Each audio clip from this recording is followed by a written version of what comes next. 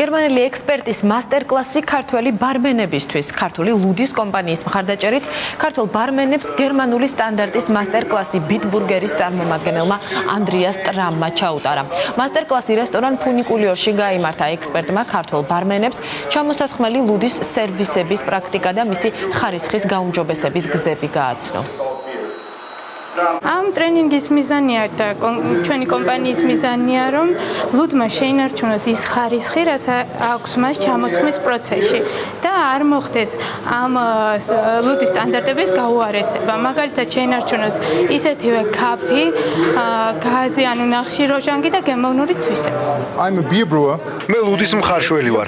ამიტომ ჩემთვის მნიშვნელოვანია, რომ საუკეთესო ლუდი მივიდეს მომხმარებლამდე. ისეთი, როგორსაც მე გამოვუშვებ. ამაზე გავლენის მოხდენა კი ბარმენებს შეუძლიათ. ქართულ ბარმენებთან მუშაობას აქვს ის თავისებურება, რომ ისინი ძალიან დაინტერესებულები არიან და მე ამ ტრენინგის ჩატარება მიადვილდება.